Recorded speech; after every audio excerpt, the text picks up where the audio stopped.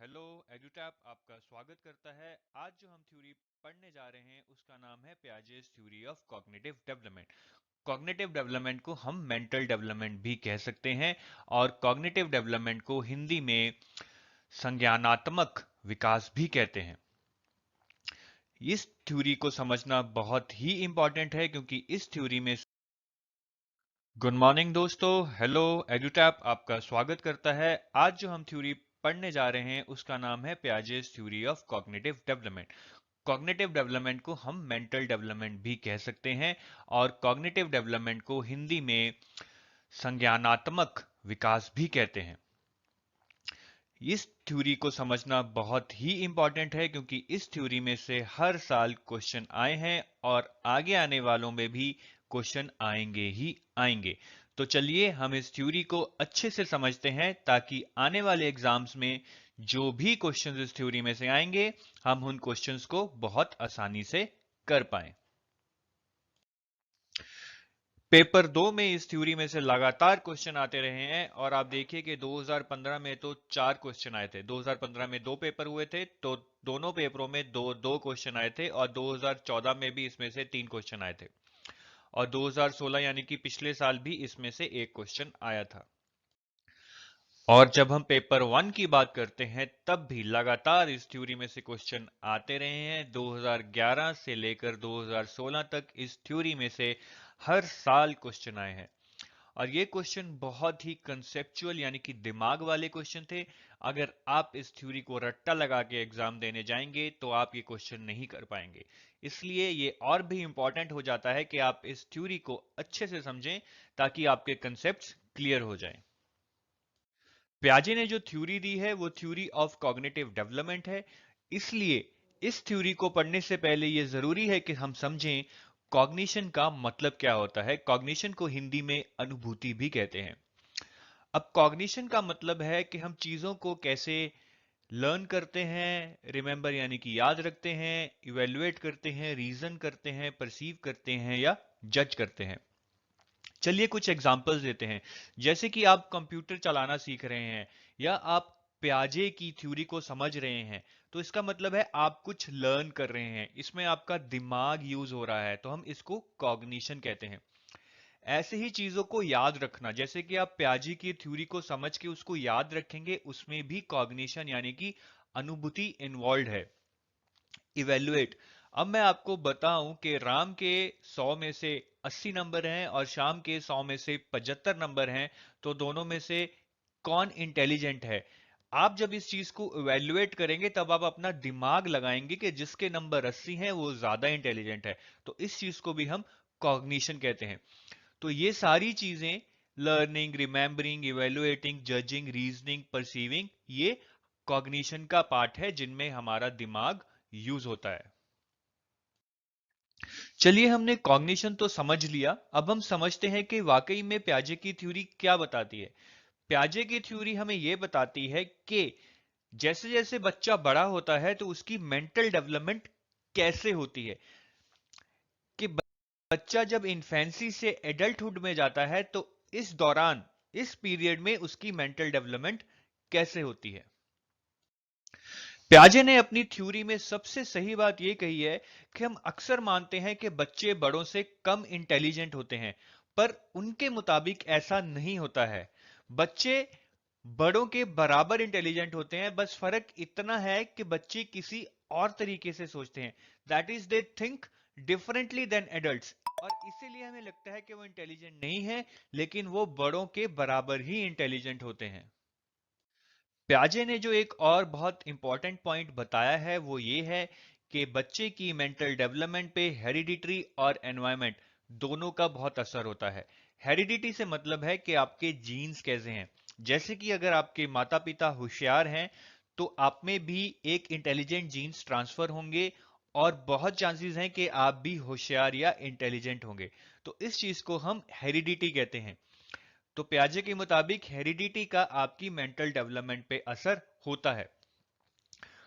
प्याजे के मुताबिक एनवायरनमेंट का भी आपकी मेंटल डेवलपमेंट पे असर होता है। एनवायरनमेंट से प्याजे का मतलब है कि आपकी सराउंडिंग्स कैसे हैं। क्या आपके आसपास साफ सुथरा एनवायरनमेंट है, कि आपको खेलने के लिए अच्छे और चैलेंजिंग खिलौने दिए जा रहे हैं, कि आपकी टेक्स्ट बुक्स इंटरैक्टिव हैं। तो प्याजे के मुताबिक अगर आपका एनवायरनमेंट अच्छा होगा तो आपकी मेंटल डेवलपमेंट भी अच्छी होगी। हेरिडिटी को हम बायोलॉजिकल मैच्योरेशन भी कहते हैं। तो इन अदर वर्ड्स हम कह सकते हैं कि प्याजे के अनुसार बायोलॉजिकल मैच्योरेशन और एनवायरनमेंट का बच्चे की मेंटल डेवलपमेंट पे असर होता है, और ये दोनों ही बच्चे की मेंटल डेवलपमेंट के लिए इंपॉर्टेंट है। अगला इंपॉर्टेंट पॉइंट जो प्याजे की थ्योरी बताती है कि children construct the knowledge by themselves, कि चिल्ड्रन अपनी नॉलेज खुद ही धीरे धीरे बनाते हैं। वो अपने एनवायरनमेंट को एक्सप्लोर करते हैं, उसमें खेलते हैं और उससे बहुत कुछ सीखते हैं।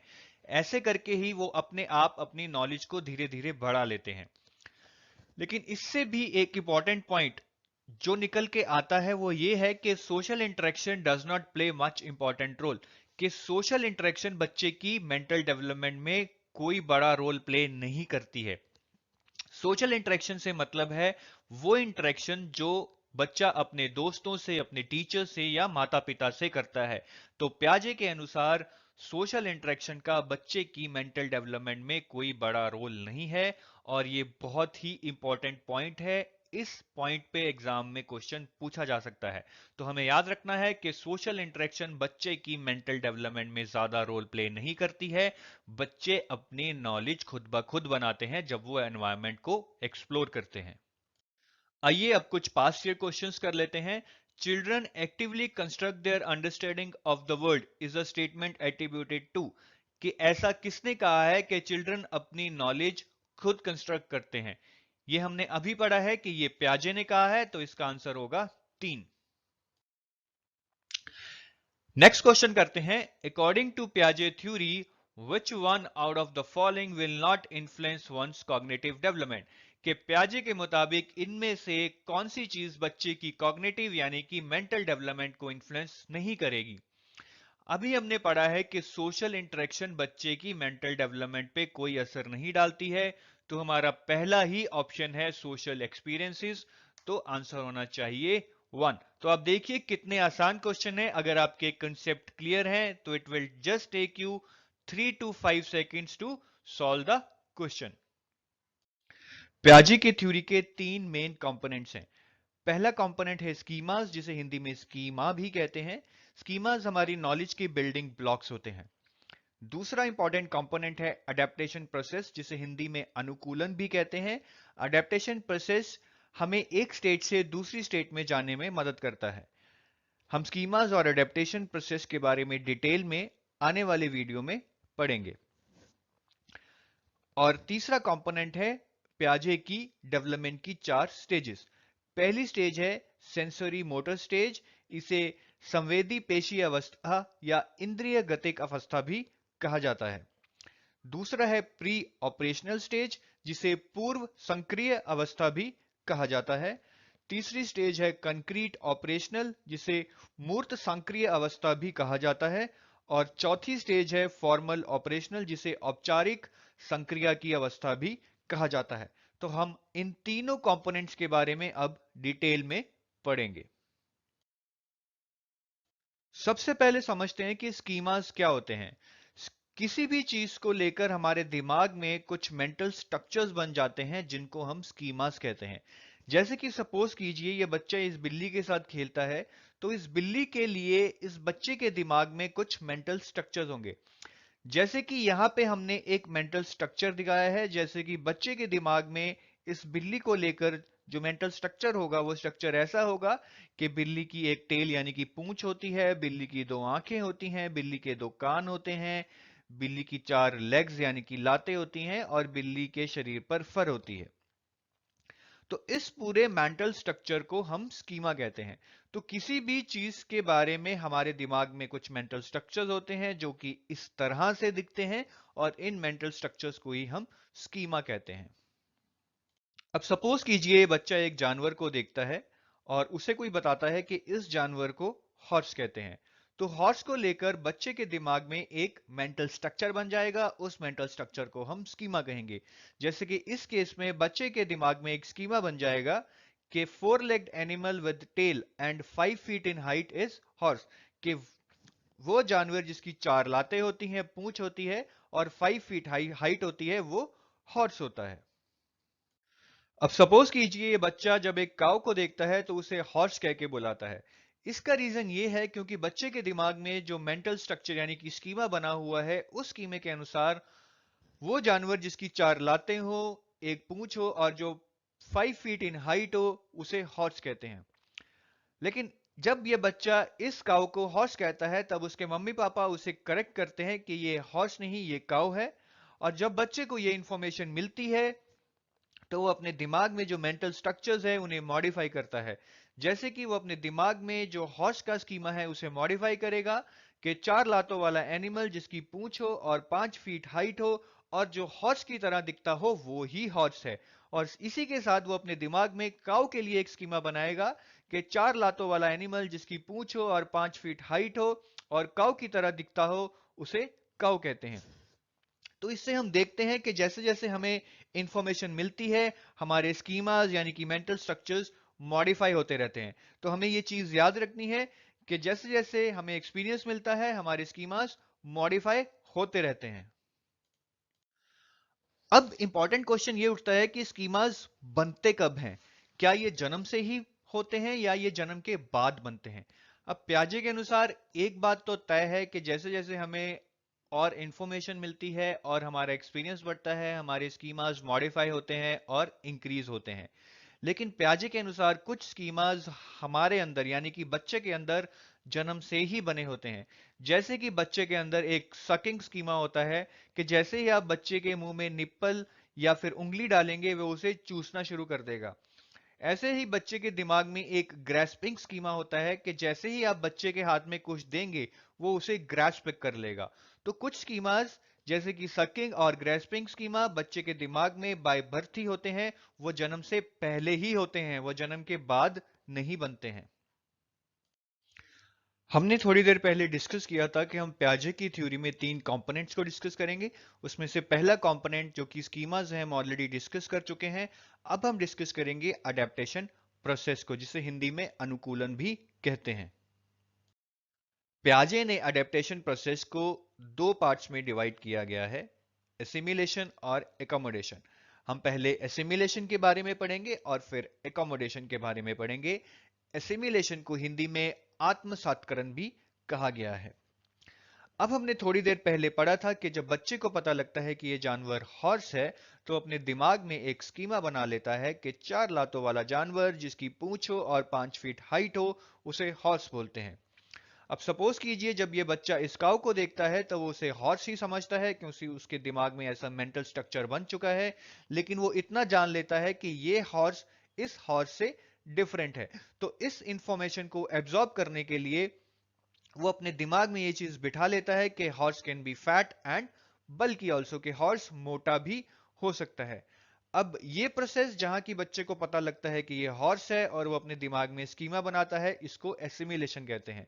और ये प्रोसेस भी जहां वो बच्चा सोचता है कि ये काऊ भी हॉर्स है और हॉर्स ऐसा भी हो सकता है और ऐसा भी हो सकता है, इस प्रोसेस को भी हम एसिमिलेशन मानते हैं। क्योंकि इन दोनों प्रोसेसेस में बच्चा कुछ नॉलेज गेन कर रहा है, वो अपने स्कीमा में कुछ ऐड कर रहा है।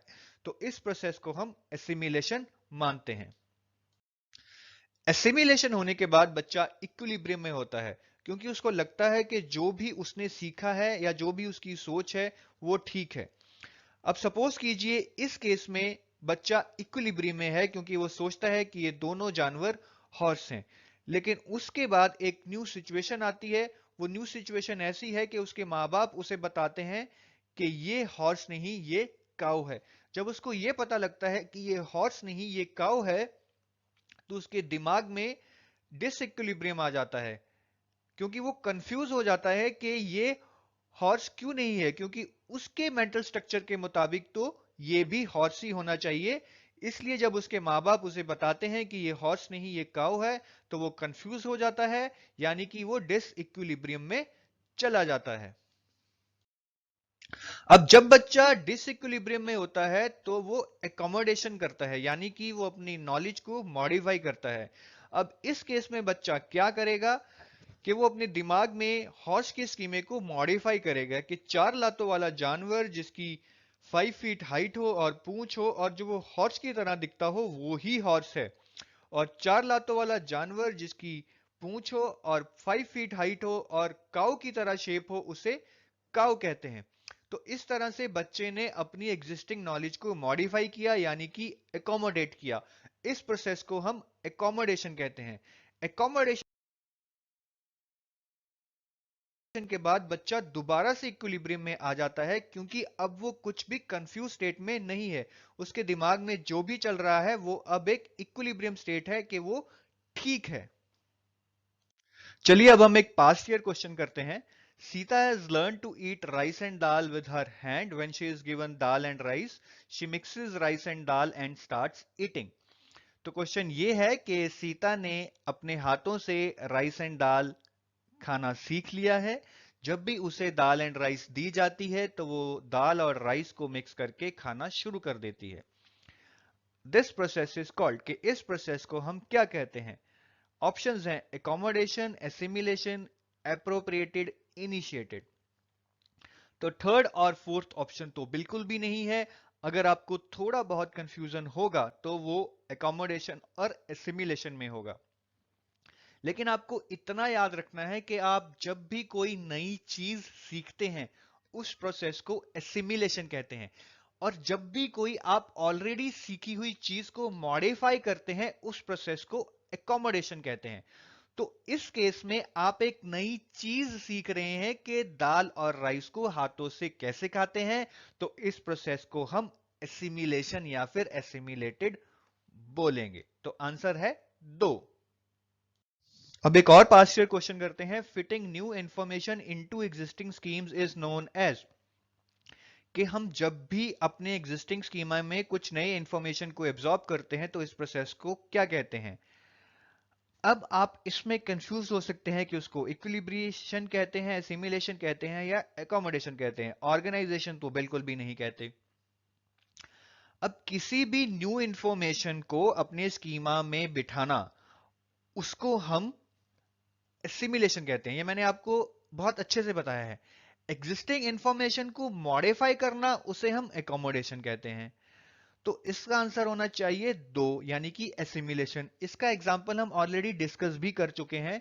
जब बच्चे को पता लगता है कि ये हॉर्स है तो वो अपने दिमाग में एक स्कीमा बना लेता है।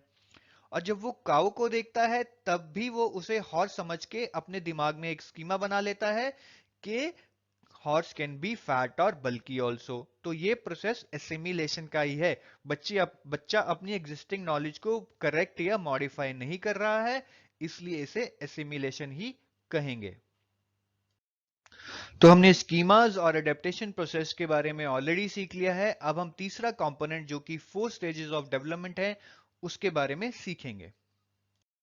प्याजे के अनुसार बच्चे की मेंटल डेवलपमेंट में 4 स्टेजेस होती हैं। पहली स्टेज होती है सेंसरी मोटर, जिसे कि हम संवेदीय पेशीय अवस्था या इंद्रियगतिक अवस्था भी कहते हैं। ये स्टेज या अवस्था बच्चे में पैदा होने से 2 साल तक होती है।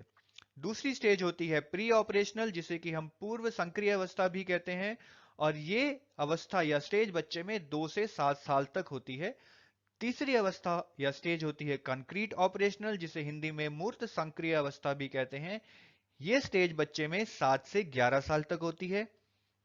और चौथी और आखिरी स्टेज होती है फॉर्मल ऑपरेशनल, जिसे कि हम हिंदी में औपचारिक संक्रिय अवस्था भी कहते हैं। ये स्टेज 11 साल से बड़े बच्चों में पाई जाती है। इन स्टेजों के नाम याद रखना बहुत जरूरी है क्योंकि इन पे एग्जाम में बहुत सारे क्वेश्चन पूछे जाते हैं। इसके अलावा यह जानना बहुत जरूरी है कि प्याजे के मुताबिक ये स्टेजेस एक ऑर्डर में ही चलती हैं, कि ऐसा कभी भी नहीं होगा कि एक बच्चा सेंसरी मोटर स्टेज से सीधा कॉन्क्रीट ऑपरेशनल स्टेज में पहुंच जाए। वो एक ऑर्डर में ही जाएगा। वो सेंसरी मोटर से प्री ऑपरेशनल, वहां से कॉन्क्रीट ऑपरेशनल और फिर ही फॉर्मल ऑपरेशनल स्टेज में पहुंचेगा। तो वो कोई भी स्टेज जंप नहीं कर सकता। ये सारी स्टेजेस एक ऑर्डर में ही चलती हैं। हालांकि प्याजे ने यह भी कहा है कि एज में कुछ ऊपर नीचे हो सकता है, कि जैसे कि कोई बच्चा प्री ऑपरेशनल स्टेज में 4 साल पे पहुंचे या फिर कोई 1.5 साल में ही पहुंच जाए। तो एज में थोड़ा ऊपर नीचे हो सकता है, लेकिन ये स्टेजेस हर बच्चा एक ऑर्डर में ही फॉलो करेगा। इसके अलावा प्याजे की थ्योरी में यह बात जाननी बहुत जरूरी है कि प्याजे ने मेंटल डेवलपमेंट को 4 स्टेजेस में बांटा है। तो प्याजे के अनुसार मेंटल डेवलपमेंट डिसकंटिन्यूअस है कि वो स्टेजेस में होती है, वो कंटिन्यूअस नहीं है कि वो लगातार हर पल होती रहती है। डेवलपमेंट डिसकंटिन्यूअस है और वो स्टेजेस में होती है, जैसे कि ये स्टेज 1, ये स्टेज 2, स्टेज 3, स्टेज 4। ये बहुत ही इंपॉर्टेंट है कि प्याजे की थ्योरी के अनुसार मेंटल डेवलपमेंट डिसकंटिन्यूअस है, कंटिन्यूअस नहीं है। इस बात को याद रखिएगा, इस पे भी एग्जाम पे बहुत सारे क्वेश्चन पूछे जाते हैं। Which of the following figure correctly represents the development according to Piaget's development theory?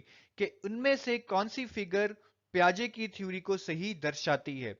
तो हमने अभी पढ़ा था कि प्याजे के अनुसार डेवलपमेंट स्टेजेस में होती है, वो डिसकंटिन्यूअस है। तो अगर आप पहली फिगर को ही देखें, उसमें साफ दर्शाया गया है कि डेवलपमेंट डिसकंटिन्यूअस है, वो स्टेजेस में हो रही है। दूसरी फिगर में यह दर्शाया गया है कि डेवलपमेंट कंटिन्यूअस है, तो ये गलत है। तीसरी फिगर में तो यही बताया गया है कि जैसे जैसे एज बढ़ती है डेवलपमेंट कम होती जाती है, ये भी गलत है। और फोर्थ में यह बताया गया है कि डेवलपमेंट और एज एक प्रपोर्शन में चलते हैं, ये भी गलत है। तो इसका तो बहुत सीधा आंसर है 1, कि डेवलपमेंट डिसकंटिन्यूअस है अकॉर्डिंग टू प्याजे, और वो फिगर 1 में बहुत सही तरह से दिखाया गया है। तो इसका आंसर है 1। सेंसरी मोटर स्टेज से हम शुरू करते हैं। ये स्टेज बच्चे में 0 से 2 साल के बीच में पाई जाती है। इस स्टेज में बच्चा अपनी सेंसेस यानी कि टेस्ट, स्मेल एक्सेट्रा की जो सेंस होती है उसी से सीखता है। इस स्टेज में बच्चा अपनी मोटर मूवमेंट से भी सीखता है, such as creeping and walking. बच्चा बहुत ज्यादा ईगोसेंट्रिक होता है, उसको लगता है कि बस उसी का व्यू है और वो दूसरे की बात को नहीं समझता है। इसी कारणवश बच्चे को अगर किसी बात के लिए मना किया जाए तो वो रोने भी लगता है। इस स्टेज के एंड तक आते आते बच्चा ऑब्जेक्ट परमानेंस अचीव कर लेता है। अगर आपको नहीं मालूम है कि ऑब्जेक्ट परमानेंस होती क्या है तो घबराइए मत, अब हम ऑब्जेक्ट परमानेंस को डिटेल में डिस्कस करेंगे। ऑब्जेक्ट परमानेंस का मतलब क्या होता है? अब हमने अक्सर देखा है कि अगर कोई चीज बच्चे के सामने ला दी जाए तो बच्चा उस चीज को मांगने लगता है, उससे खेलने लगता है। लेकिन कई बार हमने ये भी देखा है कि अगर वही चीज बच्चे के सामने से हटा दी जाए तो वो उस चीज को भूल जाता है और किसी और चीज में लग जाता है, किसी और खिलौने से खेलने लग जाता है। लेकिन अगर वो चीज बच्चे के सामने से हटाने के बाद भी बच्चा उस चीज को ना भूले तो हम कहते हैं कि बच्चे ने ऑब्जेक्ट परमानेंस अचीव कर ली है, कि वो चीज बच्चे के दिमाग में परमानेंटली बैठ गई है। अब सपोज कीजिए इस बच्चे के सामने ये बॉल को लाया जाए तो उसके दिमाग में आ जाएगा कि ये बॉल एग्जिस्ट करती है, वो इस बॉल को मांगने लगेगा। अब अगर इस बॉल को हटा दिया जाए और हटाने के बाद भी ये बच्चे के दिमाग में ये रहे कि वो बॉल एग्जिस्ट करती है और वो उस बॉल को मांगता रहे, इस चीज को हम ऑब्जेक्ट परमानेंस कहते हैं, कि बच्चे के दिमाग में ये परमानेंट हो गया है कि ये चीज एग्जिस्ट करती है। अब ऐसे ही सपोज कीजिए कि हम इस बॉल को बच्चे के सामने से हटा दें और साथ ही साथ बच्चे के दिमाग में से भी ये बात निकल जाए कि ऐसी कोई बॉल एग्जिस्ट करती है। अगर बच्चे के दिमाग में से ये बात निकल जाए कि ये बॉल एग्जिस्ट करती है तो हम कहेंगे कि ऑब्जेक्ट परमानेंस नहीं है, कि बच्चे में अभी ये परमानेंट चीज नहीं बसी है कि बॉल एग्जिस्ट करती है। तो बहुत ही सिंपल कंसेप्ट है लेकिन इसको समझना बहुत जरूरी है। नेक्स्ट क्वेश्चन है, which of the following stages are involve when infants think with their eyes, ears and hands? कि इनमें से कौन सी स्टेज में बच्चे अपने आंखें, कान और हाथों से सोचते हैं? तो ये तो वही स्टेज है जिसमें बच्चा सबसे छोटा होता है। हमने अभी पढ़ा है कि बच्चा सेंसरी मोटर स्टेज में अपने सेंसेस यानी कि टेस्ट, स्मेल एक्सेट्रा से सीखता है।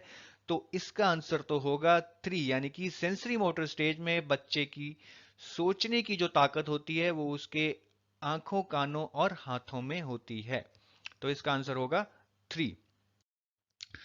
चलिए नेक्स्ट क्वेश्चन करते हैं। क्वेश्चन है, retrieving hidden objects is evidence that infants have begun to master which of the following cognitive functions? कि जब बच्चे छिपी हुई वस्तुओं को ढूंढ निकालते हैं या ढूंढने लगते हैं तो हम क्या समझें कि बच्चों ने किस चीज को सीख लिया है या मास्टर कर लिया है?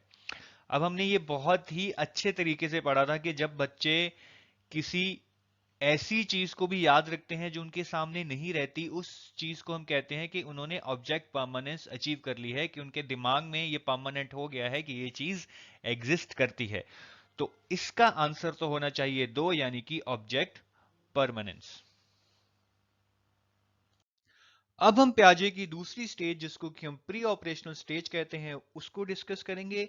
इसको हिंदी में पूर्व संक्रिय अवस्था भी कहा जाता है। यह अवस्था बच्चे में 2 से 7 साल के बीच में पाई जाती है। एक बहुत इंपॉर्टेंट पॉइंट जो हमें याद रखना है कि इस स्टेज में बच्चा लॉजिक नहीं यूज कर सकता है। अभी वो छोटा है, वो लॉजिक नहीं यूज कर सकता है। इस स्टेज में बच्चा ईगो सेंट्रिक होता है। उसको लगता है कि जो वो देख रहा है, जो वो सोच रहा है, वो ही सही है। वो सिर्फ अपने व्यू को ही समझता है और दूसरों के व्यू को नहीं समझता है। इस स्टेज के शुरू में, यानी कि जब बच्चा 2 या 3 साल का होता है, तो वो अपने टॉयज को भी किसी के साथ शेयर नहीं करता है। लेकिन जैसे जैसे बच्चा बड़ा होता है, यानी कि 6 या 7 साल की तरफ बढ़ता है, वो लेस ईगो सेंट्रिक हो जाता है। उसको दूसरों के व्यूज के बारे में भी समझ आने लग जाती है और वो अपने टॉयज को भी दूसरे बच्चों के साथ शेयर करना शुरू कर देता है। इसके अलावा इस स्टेज में बच्चे में बहुत ज्यादा लैंग्वेज डेवलपमेंट होती है। शुरू में बच्चा कुछ वर्ड्स बोलने लगता है, लेकिन इस स्टेज के खत्म होते होते, यानी कि जब तक बच्चा 6 या 7 साल का होता है, वो वर्ड्स और सेंटेंसेस दोनों प्रॉपर से बोलने लगता है। इस स्टेज में बच्चे सिंबॉलिक रिप्रेजेंटेशन भी करते हैं, जिसका मतलब है कि वो किसी भी चीज को कुछ भी बना के उससे खेलने लगते हैं। जैसे कि इस तस्वीर में बच्चा केले को फोन बना के उससे खेल रहा है। इस स्टेज में बच्चे प्रिटेंड प्ले भी करते हैं कि वो कुछ बड़ों का रोल धारण करके उन रोल्स में खेलते हैं। जैसे कि इस फोटो में हम देख रहे हैं कि बच्चा पुलिस इंस्पेक्टर का रोल प्ले कर रहा है। इस स्टेज में बच्चे एनिमिज्म में भी बिलीव करते हैं। एनिमिज्म का मतलब है कि बच्चे समझते हैं कि इवन टेडी बियर्स और जो भी नॉन लिविंग थिंग्स हैं, उनमें भी जान है। इसलिए बच्चे इन चीजों को भी ऐसे ही ट्रीट करते हैं जैसे कि वो भी इंसान ही हो।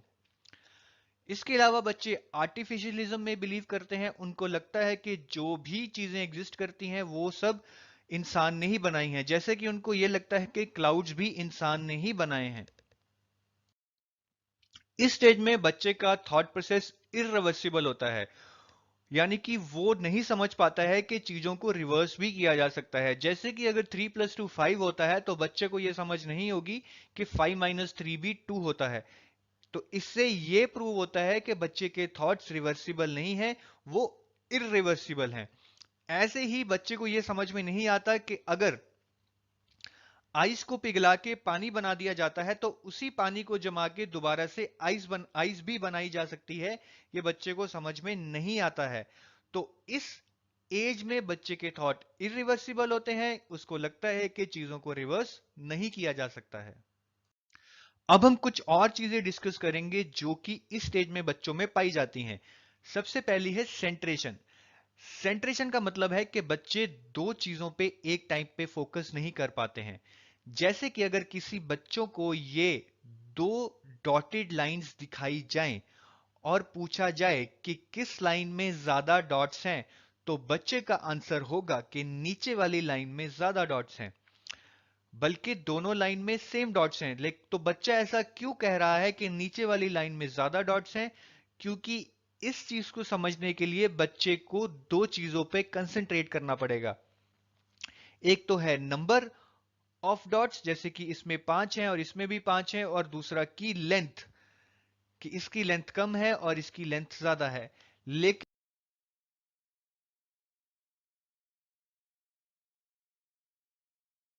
सेंट्रेशन, यानी कि बच्चा दो चीजों पे कंसंट्रेट नहीं कर पाता है, तो वो नंबर पे नहीं बल्कि लेंथ पे कंसंट्रेट करता है, और उसको लगता है कि नीचे वाली डॉट्स ज्यादा है क्योंकि इनकी लेंथ ज्यादा है।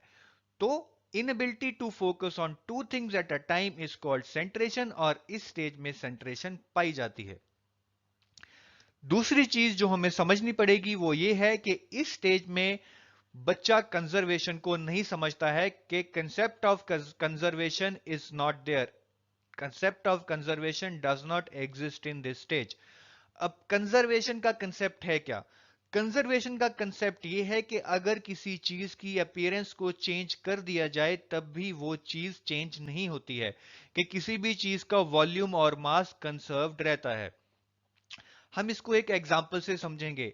अगर किसी बच्चे को दिखाया जाए इन दो ग्लासेस को और पूछा जाए कि दोनों में किसमें ज्यादा पानी है, तो बच्चा बोलेगा कि दोनों में बराबर पानी है। लेकिन अगर उसके बाद हम ग्लास बी का पानी इस सी ट्यूब में डाल दें और फिर बच्चे को पूछा जाए कि ए में ज्यादा पानी है या सी में ज्यादा पानी है, तो बच्चा बोलेगा कि ज्यादा पानी सी में है, क्योंकि वो कंजर्वेशन को नहीं समझता है। उसको ये समझ नहीं है कि अगर इसी पानी को इसमें डाल दें तो पानी तो सेम ही रहेगा। तो इस कारण, क्योंकि बच्चे में कंजर्वेशन का कंसेप्ट नहीं है, बच्चा कहता है कि सी में ज्यादा पानी है। अब कंसेप्ट ऑफ कंजर्वेशन तो हमें समझ आ गया है, लेकिन कंसेप्ट ऑफ कंजर्वेशन इररिवर्सिबिलिटी और सेंट्रेशन से भी रिलेटेड है। हमने अभी पढ़ा था कि इररिवर्सिबिलिटी होती है कि बच्चे को यह नहीं समझ में आता है कि किसी चीज को रिवर्स भी किया जा सकता है। तो बच्चे को कंजर्वेशन समझ ना आने का एक कारण यह भी होता है कि बच्चे को यह नहीं समझ है कि इस चीज को रिवर्स भी किया जा सकता है, कि अगर इस पानी को रिवर्स करके इसमें डाल दिया जाए तो वो ऐसा ही बन जाएगा। बच्चे को इस चीज की समझ नहीं है, जिसका मतलब है कि बच्चे को रिवर्सिबिलिटी की समझ नहीं है और इसीलिए वो कंजर्वेशन भी नहीं समझ पाता है। कंजर्वेशन ना समझने का दूसरा कारण यह भी होता है क्योंकि बच्चे में सेंट्रेशन होती है, यानी कि वो दो चीजों पे एक साथ कंसंट्रेट नहीं कर पाता। अब इस केस में बच्चे को दो चीजों पे कंसंट्रेट करना होगा ये जानने के लिए कि इसमें भी उतना ही पानी है जितना इसमें था। वो दो चीजें हैं, इन दोनों की लेंथ और वॉल्यूम। लेकिन बच्चा वॉल्यूम पे ना कंसंट्रेट करके सिर्फ इन दोनों की लेंथ पे कंसंट्रेट करता है, क्योंकि वो एक ही चीज पे कंसंट्रेट कर सकता है और इसलिए उसको लगता है कि सी में ज्यादा पानी है। तो ये चीज जाननी बहुत जरूरी है कि बच्चे को कंजर्वेशन ना समझ आने के पीछे जो एक्चुअल कंसेप्ट्स हैं वो ये हैं कि बच्चे में इररिवर्सिबिलिटी होती है या रिवर्सिबिलिटी नहीं होती है, और दूसरा बच्चे में सेंट्रेशन होती है। इसीलिए बच्चा कंजर्वेशन के कंसेप्ट को समझ नहीं पाता है। चलिए नेक्स्ट क्वेश्चन करते हैं। प्याजे propose that pre operational children are not able to conserve. He attributes this inability to which of the following factors. तो क्वेश्चन है कि प्याजे ने कहा है कि प्री ऑपरेशनल स्टेज में बच्चा कॉन्सेप्ट ऑफ कंजर्वेशन को नहीं समझ पाता है, कि अगर छोटे गिलास से बड़े गिलास में पानी डाल दिया जाए तो उसको लगता है कि बड़े गिलास में ज्यादा पानी है। तो प्याजे के अनुसार ये इनबिलिटी यानी कि ये क्षमता ना होना कि वो कंसेप्ट ऑफ कंजर्वेशन को समझ पाए, इसका कारण क्या है? अब हमने ये भी बहुत क्लियरली पढ़ा था कि इसका कारण होता है इरिवर्सिबिलिटी ऑफ थॉट, के बच्चे ये नहीं समझ पाते हैं कि हम बड़े गिलास से पानी को दोबारा छोटे गिलास में डाल सकते हैं और उसमें उतना ही पानी वापस आ जाएगा। बच्चों को ये चीज नहीं समझ आती है और इसीलिए वो कंसेप्ट ऑफ कंजर्वेशन को नहीं समझ पाते हैं। तो कंसेप्ट ऑफ कंजर्वेशन को ना समझ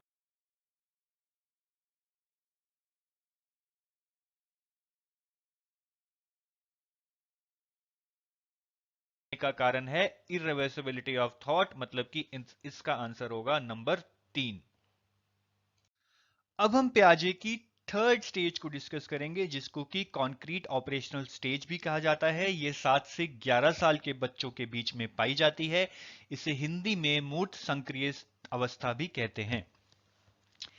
इस स्टेज की जो सबसे इंपॉर्टेंट प्रॉपर्टी ये है कि इस स्टेज में बच्चा लॉजिकल थिंकिंग करने लग जाता है। लेकिन साथ ही साथ ये भी जानना बहुत जरूरी है कि ये लॉजिकल थिंकिंग वो सिर्फ फिजिकल ऑब्जेक्ट्स पे ही कर सकता है। यानी कि अगर उसको किसी घोड़े को लॉजिकली एनालाइज करने के लिए बोला जाए तो वो ये कर सकता है, क्योंकि वो इस घोड़े को देख पा रहा है। उसके अनुसार ये एक फिजिकल चीज है जो एग्जिस्ट करती है। लेकिन अगर उसे किसी प्लैनेट के बारे में लॉजिकली सोचने के लिए बोला जाए तो वो ये नहीं कर पाएगा, क्योंकि उसके मुताबिक ये प्लैनेट एग्जिस्ट नहीं करता है, उसने इस प्लैनेट को कभी देखा ही नहीं है। तो ये जानना बहुत जरूरी है कि जो लॉजिकल थिंकिंग है वो सिर्फ फिजिकल ऑब्जेक्ट्स पे लागू होती है। एब्स्ट्रैक्ट यानी कि वो ऑब्जेक्ट्स जो कि फिजिकली बच्चे के सामने नहीं है, उन पे ये लॉजिकल थिंकिंग नहीं अप्लाई होती है। इस स्टेज में आकर बच्चा कंजर्वेशन को भी समझने लगता है। हमने देखा था कि प्री ऑपरेशनल स्टेज में बच्चे में कंजर्वेशन का कंसेप्ट नहीं होता है, लेकिन इस स्टेज में बच्चा कंजर्वेशन को समझने लगता है। अगर बी में से पानी को सी में डाल दिया जाए और पूछा जाए कि ए और सी में से किसमें ज्यादा पानी है, तो बच्चा कहेगा कि दोनों में बराबर ही पानी है। इस स्टेज में बच्चे में सीरिएशन का कंसेप्ट भी पाया जाता है। सीरिएशन का मतलब है कि बच्चा चीजों को एक सीरीज में लगा पाता है। जैसे कि अगर हम बच्चे को बोलें कि चीजों को इंक्रीजिंग या डिक्रीजिंग ऑर्डर में लगाओ, तो बच्चा ये चीज कर पाएगा। जैसे कि अगर बच्चों को बोला जाए कि इन सर्कल्स को डिक्रीजिंग ऑर्डर में लगाओ, तो बच्चा इन्हें आसानी से लगा देगा, क्योंकि उसमें सीरिएशन का कंसेप्ट डेवलप हो चुका है। इसी के साथ साथ बच्चे में रिवर्सिबिलिटी का कंसेप्ट भी आ जाता है। हमने पहले पढ़ा था कि प्री ऑपरेशनल स्टेज में बच्चे में रिवर्सिबिलिटी का कंसेप्ट नहीं आता है, उसकी थिंकिंग अभी भी इरिवर्सिबल होती है। लेकिन कॉन्क्रीट ऑपरेशनल स्टेज में बच्चे में रिवर्सिबिलिटी का कंसेप्ट आ जाता है। उसको ये समझ आ चुका होता है कि अगर हम आइस को पिघला के लिक्विड बना सकते हैं, तो लिक्विड को जमा के हम आइस भी बना सकते हैं। हमने प्री ऑपरेशनल स्टेज में पढ़ा था कि बच्चे में सेंट्रेशन होती है, जिसके कारण वो एक टाइम पे दो चीजों पे फोकस नहीं कर पाता। लेकिन कॉन्क्रीट ऑपरेशनल स्टेज में बच्चे में डिसेंटरिंग की एबिलिटी आ जाती है, जिसका मतलब है कि बच्चा एक टाइम पे दो चीजों पे फोकस कर पाता है। अगर इस स्टेज में बच्चे को पूछा जाए कि कौन सी लाइन में ज्यादा डॉट्स हैं, तो बच्चे का आंसर होगा कि दोनों लाइंस में सेम डॉट्स हैं, क्योंकि इस स्टेज में बच्चा लेंथ के साथ साथ नंबर पे भी फोकस कर सकता है, यानी कि वो एक टाइम पे दो चीजों पे फोकस कर सकता है। इसलिए वो पहचान पाता है कि इन दोनों लाइंस में सेम नंबर ऑफ डॉट्स हैं। अब हम डिस्कस करेंगे फॉर्मल ऑपरेशनल स्टेज, जो कि 11 साल से बड़े बच्चों में होती है। इसको हम हिंदी में औपचारिक संक्रिय की अवस्था भी कहते हैं। इस स्टेज में बच्चा अब्स्ट्रैक्ट चीजों के बारे में भी सोच सकता है। हमने कंक्रीट ऑपरेशनल स्टेज में पढ़ा था कि बच्चा सिर्फ फिजिकल यानी कि एग्जिस्टिंग चीजों के बारे में सोच सकता है, लेकिन फॉर्मल ऑपरेशनल स्टेज में आके वो अब्स्ट्रैक्ट चीजों के बारे में भी सोच सकता है, कि जो चीजें उसने कभी देखी नहीं है वो उनके बारे में भी सोच सकता है। इसी के साथ साथ बच्चा अपनी थिंकिंग में क्रिएटिव हो जाता है। अब हम एक एग्जाम्पल लेते हैं। अगर फॉर्मल ऑपरेशनल स्टेज में बच्चे को पूछा जाए कि A is taller than B and B is taller than C, और उससे ये क्वेश्चन पूछा जाए कि हु इज द टॉलेस्ट, तो इस केस में बच्चे को एब्स्ट्रैक्ट थिंकिंग करनी पड़ेगी, क्योंकि उसको ए बी सी कहीं दिख नहीं रहे हैं। उसको ये अपने दिमाग में सोचना पड़ेगा कि अगर ए बी से बड़ा है और बी सी से बड़ा है, तो तीनों में से सबसे बड़ा कौन है। अगर बच्चा इस चीज को सॉल्व करने के लिए पेन और पेपर का यूज ना करे, यानी कि वो ए बी सी को ड्रॉ ना करे, तो वो फॉर्मल ऑपरेशनल स्टेज में है, मतलब वो अब्स्ट्रैक्ट थिंकिंग कर पा रहा है। अगर बच्चा इस चीज को सॉल्व करने के लिए ए बी सी की फिगर बनाए और फिर पता लगाए कि तीनों में से कौन सबसे बड़ा है, तो वो फॉर्मल ऑपरेशनल स्टेज में नहीं है। इसका मतलब वो कॉन्क्रीट ऑपरेशनल स्टेज में है। फॉर्मल ऑपरेशनल स्टेज में बच्चा कॉम्प्लेक्स कैलकुलेशंस और रीजनिंग भी करने लगता है। तो आप समझ सकते हैं कि फॉर्मल ऑपरेशनल स्टेज में आके बच्चे की थिंकिंग और रीजनिंग कैपेबिलिटीज बहुत ज्यादा बढ़ जाती हैं। चलिए नेक्स्ट क्वेश्चन करते हैं। Development of the capacity for abstract thinking is a characteristic of, के बच्चे में एब्स्ट्रैक्ट थिंकिंग की कैपेसिटी कौन सी स्टेज में आती है। तो ये तो हमने बहुत क्लियरली पढ़ा है कि बच्चा लॉजिकली थिंक करना शुरू करता है कॉन्क्रीट ऑपरेशनल में, लेकिन वो लॉजिकली जो थिंक करता है कॉन्क्रीट ऑपरेशनल में, वो सिर्फ फिजिकल ऑब्जेक्ट्स के बारे में थिंक करता है। अब्स्ट्रैक्ट ऑब्जेक्ट्स के बारे में वो थिंक करना शुरू करता है फॉर्मल ऑपरेशनल स्टेज में। तो इसका आंसर होगा 2। देखिए बहुत ही आसान क्वेश्चन है, बस आपका कंसेप्ट क्लियर होना चाहिए। अगर कंसेप्ट क्लियर नहीं है तो आप हमेशा कंफ्यूज हो जाएंगे और फिर आप कभी भी सही आंसर नहीं पकड़ पाएंगे। चलिए नेक्स्ट क्वेश्चन करते हैं। A teacher shows two identical glasses filled with an equal amount of juice in them. She empties two different glasses, one of which is taller and other one is wider. She asks the class to identify which glass has more juice in it. Students reply that taller glass has more juice. Students are having difficulty in dealing with. तो question ये है कि अगर हम दो गिलासों में same juice डाल दें और दोनों गिलासों की शेप अलग अलग है, एक गिलास पतला और लंबा है और दूसरा गिलास छोटा और चौड़ा है, तो हालांकि हम दोनों में सेम अमाउंट ऑफ जूस डालेंगे लेकिन जूस का लेवल पतले और लंबे गिलास में ज्यादा होगा क्योंकि वो पतला गिलास है। तो अब स्टूडेंट से जब पूछा जाता है कि कौन से गिलास में ज्यादा जूस है, तो बच्चे अक्सर बोलते हैं कि जो लंबा और पतला गिलास है उसमें ज्यादा जूस है।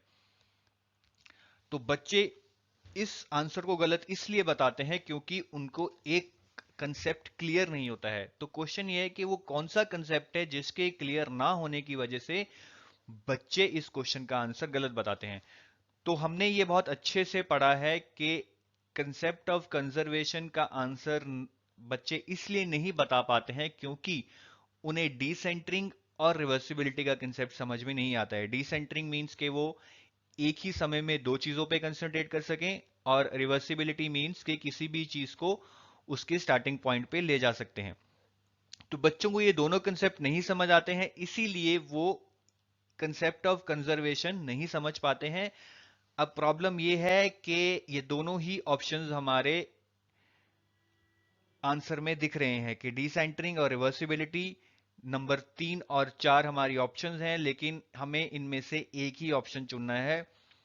अगर हम देखें तो ज्यादा इंपॉर्टेंट कंसेप्ट जो कंजर्वेशन से रिलेटेड है, कि अगर वो कंसेप्ट समझ ना आए तो कंजर्वेशन भी समझ नहीं आएगी, वो है डिसेंटरिंग। के बच्चे एक टाइम पे दो चीजों पे कंसंट्रेट नहीं कर पाते हैं, और इस क्वेश्चन में वो वॉल्यूम और लेंथ पे कंसंट्रेट नहीं कर पा रहे हैं, वो सिर्फ एक ही चीज यानी कि वॉल्यूम या लेंथ में से लेंथ में ही कंसंट्रेट कर पा रहे हैं, इसीलिए वो इस क्वेश्चन का सही आंसर नहीं दे पा रहे हैं।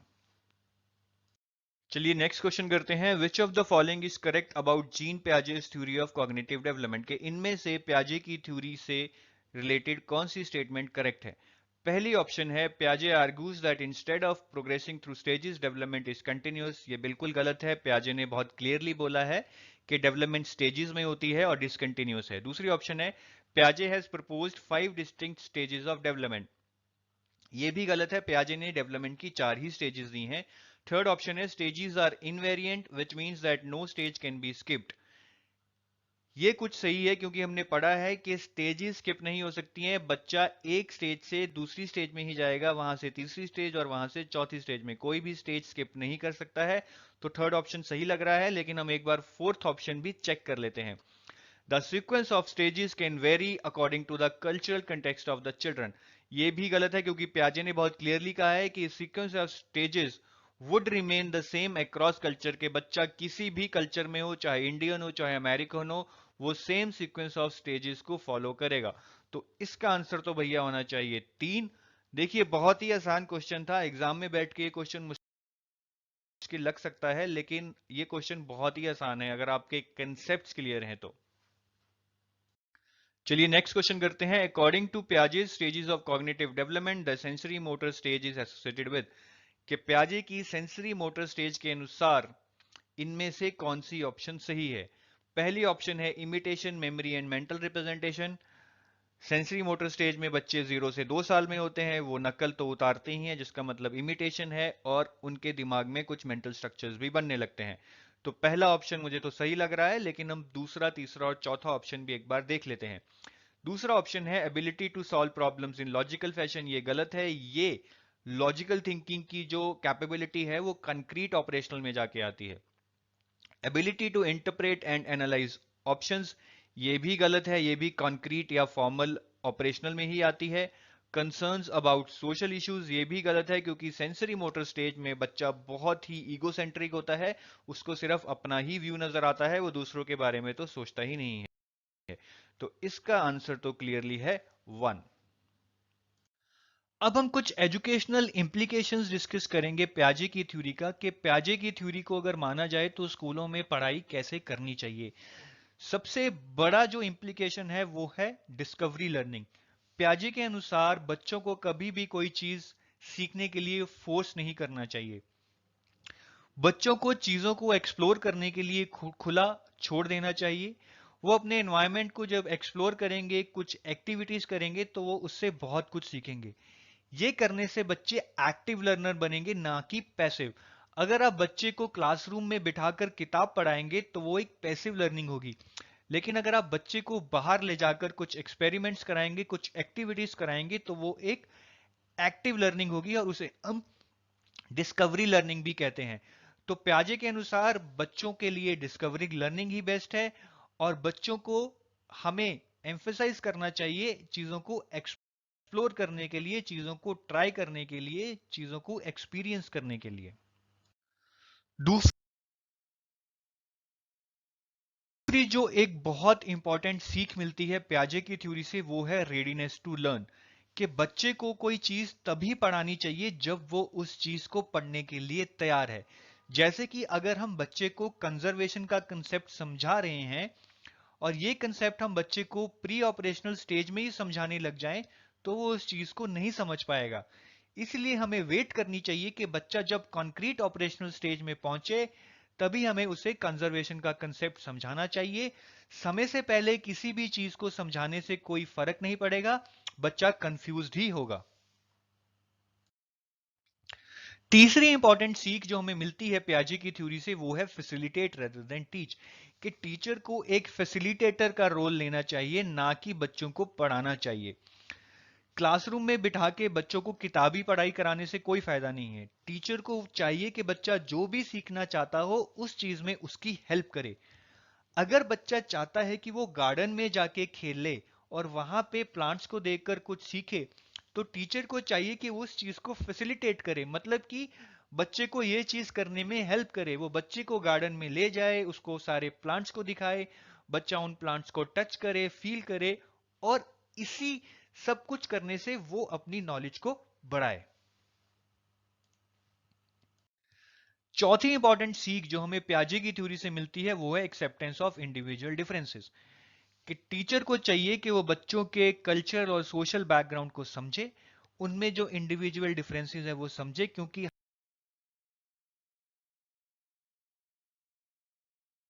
हर बच्चा सेम नहीं होता।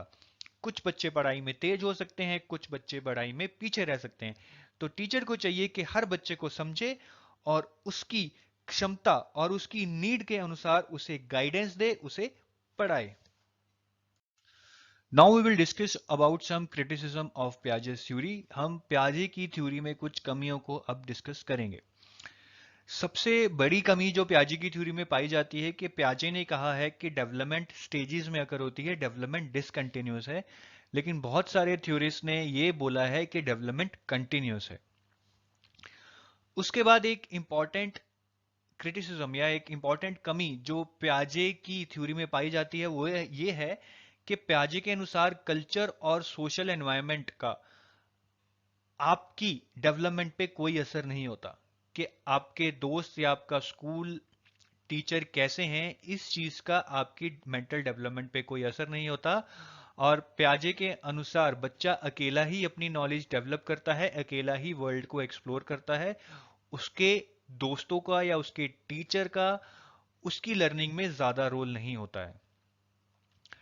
तीसरा क्रिटिसिज्म या प्याजे की थ्योरी में तीसरी कमी ये पाई जाती है कि प्याजे ने जो अपनी रिसर्च की थी, उसमें से बहुत सारी रिसर्च उन्होंने अपने बच्चों के ऊपर ही की थी, जिसके कारण उनकी रिसर्च के रिजल्ट्स गलत भी हो सकते हैं, क्योंकि वो रिसर्च उनके बच्चों पे ही की गई थी।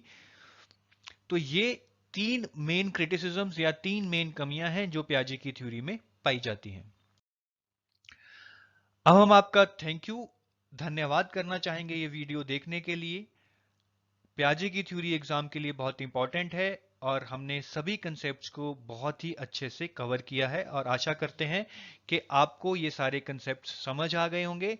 और अगर आपको ये कंसेप्ट्स समझ आ गए हैं तो आप एग्जाम में कोई भी क्वेश्चन कर पाएंगे। अगर आपको कोई भी डाउट है तो आप एडुटैप से पूछ सकते हैं। एडुटैप हमेशा आपके डाउट्स क्लियर करने के